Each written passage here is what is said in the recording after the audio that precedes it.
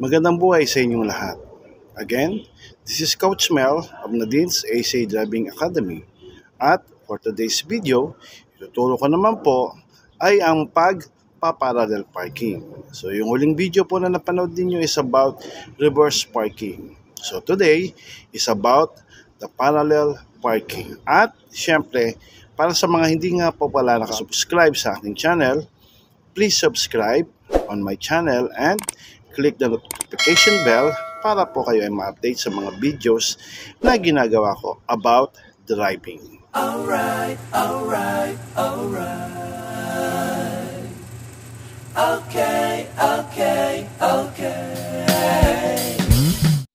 Ang pagpaparallel parking po ay ginagawa karamihan ay siyempre sa gilid po ng kalsada.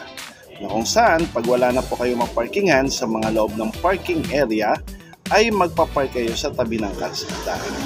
Una, pag kayo po ay magpapark sa parallel parking, syempre hahanapin po ninyo yung lugar na kung saan meron pong slot para po sa parallel parking. At pag nakita nyo po ninyo yon, so ang gagawin nyo po, tapatan po ang sasakyan na nasa unahan ng inyong paparkingan na parking slot. Yan. At itapat po ang side mirror. Pagkatapat po ng side mirror to side mirror ng mga sasakyan ay kabigin po ng todo pakanan ang manobela para ang gulong po ay lumihis po pakanan. At syempre, kayo po ay aatras. At habang umaatras po kayo, ay tatanawin nyo naman sa kaliwang side mirror yung gilid na bahagi ng ilaw ng sasakyan na nasa likuran.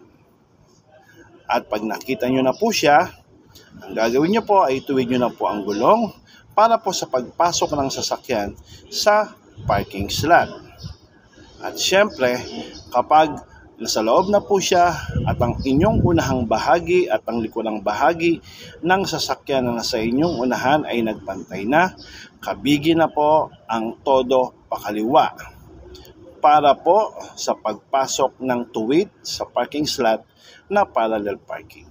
At makikita po ninyo, yan, tuwid na po ang posisyon at nagawa nyo na po ang parallel parking.